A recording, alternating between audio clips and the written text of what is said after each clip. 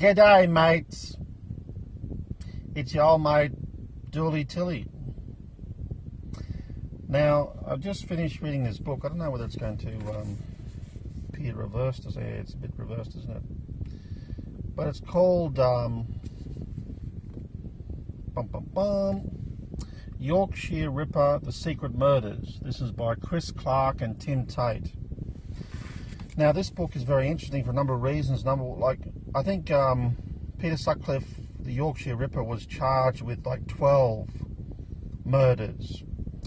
That's what the police believed or thought they could get him on. But in reality, it's something more like 36 or 34. If you're into true crime and you followed or had a read of Ted Bundy's sort of crap, he was convicted of, I think, of about 33 or something like that. But police suspected that he'd done as many as 100. And you think, well, okay, why? What is it like? Why didn't they get him for those extra murders and whatever?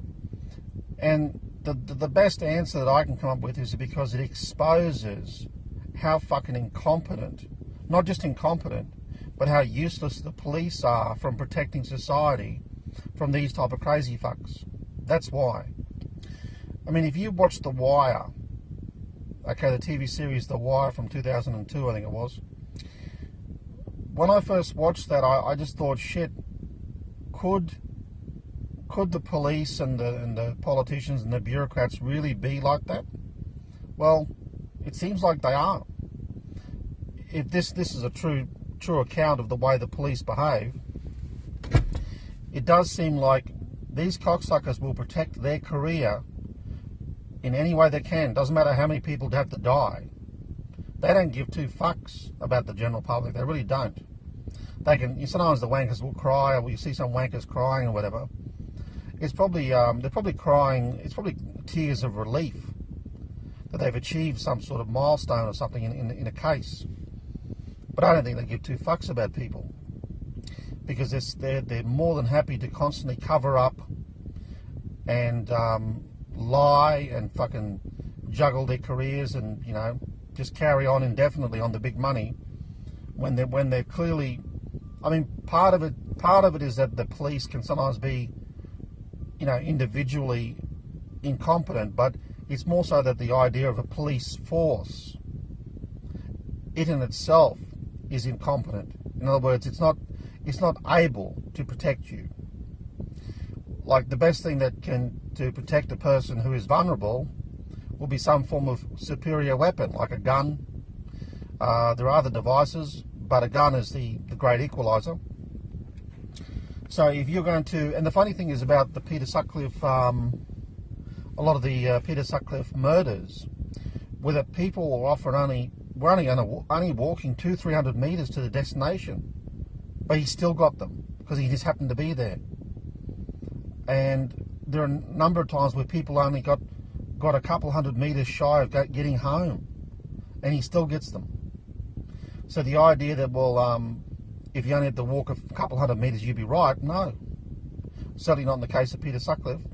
You also want, you'd be interested to know, if you look through, say, 100 serial killers, how many people that they attacked only were on the street for literally a few minutes.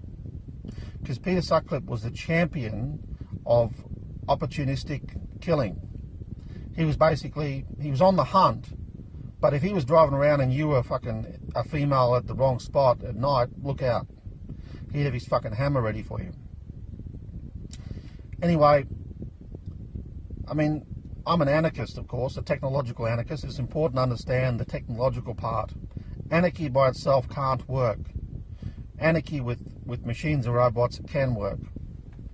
But as I said, police are, between their disgusting ladder climbing, and things are better these days because of technology. Back in the old days, technology wasn't, computerization, all that sort of stuff, and databases were pretty lax. But that aside, if you read the Yorkshire Ripper book, the police are just fuckwits, absolute twats. They don't give two fucks about you. They don't care about protecting you. They're only concerned with their career, and it's almost like the police, this bunch of fucking macho virtue signalling cocksuckers who have to dress up in a charade. Look how much I want to prove to you that I'm a good person. I'm actually going to put a fucking uniform on, a police uniform. They don't give two fucks about you. They might care about their family members, but they don't give two fucks about some random woman being attacked and killed and raped or whatever, mutilated. I mean, the book exposes how monumentally stupid those police were. Of course, along the way there were, lower ranked police who were clearly knew that Peter Sutcliffe was the murderer or suspected him, and they were just, all their requests were rejected by the senior police because they don't want to be embarrassed by, another murder we haven't solved, another murder we have to dedicate resources to. So police are fucking useless and incompetent. That's why we need to get rid of them. And there are many ways to protect ourselves. For example, public transport, weapons, surveillance systems, etc., etc. But for certain, government is just a joke, and many of the records revolving the Peter Sutcliffe trial and details of the police investigation are still sealed, so you're not even allowed to look at them. Fucking joke. I think some of it's been sealed to 2045, for fuck's sake. Anyway, time to fuck government off and fuck off ridiculous planet-killing capitalism, cock-sucking consumerism. Fuck them all off to fucking hell!